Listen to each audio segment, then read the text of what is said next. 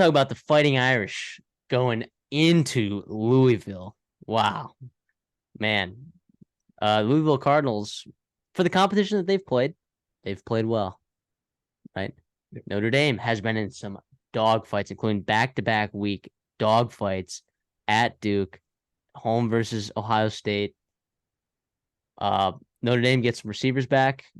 That's huge for their passing game, which has not looked very good the last couple of weeks. Mm-hmm. But Louisville's got out of a dogfight of their own. They do get the extra day's rest because they played on Friday last week. But NC State shut down Jawar Jordan. And in the first half, shut down Jack Plummer. And Louisville hit some plays. Jack Plummer, a guy. Jeff Brown finding a way to win that ball game. Of course, this line is at 6. I will go ahead and take Notre Dame to win. And I will also take them to cover. Wow. What's crazy is that I remember you said at the beginning of the season, or our preseason, when we both took Louisville's over, you had said that you believe Louisville is going to win this game. I'm curious to see if that's still the case. I'll say Notre Dame has looked better than I thought they were going to look, and I give them a ton of credit for being right there at the end with Ohio State. Right, maybe should have won that game if you can count to 11, but also and then coming back from behind going into Duke. I know Duke's not a crazy hostile environment, but that's a really good Duke team. A healthy Riley Leonard, Mike Elko at defensive head coach. Very tough. And I don't blame Sam Hartman for the passing struggles. I think he does bounce back here. I just do not like the schedule dynamic. I really don't. I'm gonna take Louisville to win, and I'm gonna take them to cover. I do think for different reasons than I was at during the preseason. I think Louisville is playing really good football right now. Yes, the NC State game it's a weird Friday night game. It was on the road. You come back home, you get the extra day's rest. Schedule dynamics here favor Louisville. And with 18 to 22-year-old kids who you get 12 separate games every year in the regular season, that just matters. That stuff matters. And that's why I'm going to take Louisville. Notre Dame, again, think about this stretch. Ohio State, nail biter. Duke, nail biter. Then they have to go to Louisville, and you're looking in the back of your mind, you're looking ahead at USC next year, who you circled on your schedule after losing to Ohio State. You're like, we have to beat this team to make the college football playoffs. And while you have a really good football team right here in Louisville, who albeit, maybe hasn't beaten the best of football teams right so far, but they're 5-0, right? Jack Plummer's playing really good football. That Georgia Tech win I thought was really impressive in week 1, right? Indiana, whatever, is not very good. Boston College, they spanked like everybody else except Florida State, But I do think this is a good football team for Louisville. I think you got to get Jordan going in the running game. You gotta. Jack Plummer will get his. Jamari Thrash will get his. Obviously, it's a good secondary for Notre Dame. But yeah, Very good secondary. I think Jeff Brown's gonna have some schemes, some plays open. I think Jack Plummer has some explosive plays early, and they'll kind of jump on Notre Dame, and then from there, it's just gonna be tough to get back. For Notre Dame.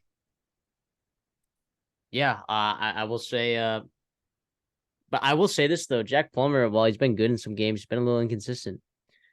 Georgia Tech, Boston College games, you combine those games, 8 touchdowns, 1 interception. So what does it look like for the rest of his games? No. Well, that'd be 3 touchdowns to 5 interceptions in those other games.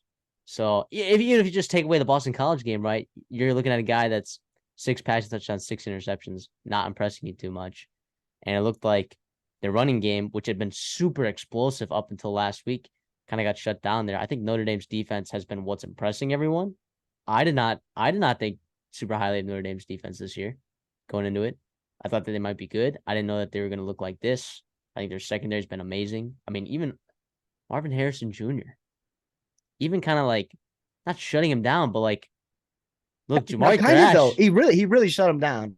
Jamari Thrash Jamari Thrash is in for some work today. He's in for some work. And he got shut down. NC State's cornerbacks are insane. And by the way, NC State's safeties were injured.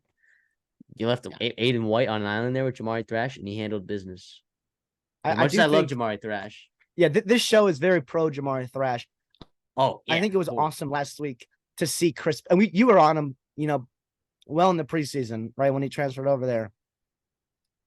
Seeing Chris Bell last week make some big time plays for him, another guy step up, I think it's huge because we saw Emeka Buka for Ohio State get to him in the slot, get to him right the second option there, and obviously Ryan Day's a really good play caller in his own right, but I think Jeff Brom sees that, he knows that, right? You have a lot of film on him with the Duke game, and even NC State, common opponent, right? I think Jeff Brom's going to scheme some stuff up here for his guys. And Jack Plummer's going to play good football. Consistency has probably been his problem in his college career. That's kind of why he's in his third spot. But also, like, I think he's going to play really well. I really do. I don't blame him, right? We talk about dynamics in college football. He's played well at home so far. Exactly. So you have a team that struggled on the road in Louisville, right? Maybe getting a frustrating win, still winning, but frustrating, having to come from behind. And Duke, and Notre Dame, who kind of dominated that first half a little bit. I'm not dominated, but definitely like kind of controlled the game for a while. And then obviously had to come back win. But you're riding a high there. Louisville's, maybe on the low end. It just evens up in college football. It always does. So I think that's this is one of those weeks where Louisville catches Notre Dame just in a bad spot. And it's no shame to Notre Dame. I think Marcus Freeman is a really good coach. I've been really impressed with him. But I think Jeff Brom, I think he's getting excited for this. We've seen him with Purdue against really good teams, put up a lot of points, a lot of points. And I think he does that here with Louisville as well. Is Jeff Brom a better coach than Marcus Freeman? I was about to ask you that because we talked about that last week with Mike Elko and Marcus Freeman. I think Jeff Brom's a better coach than Marcus Freeman.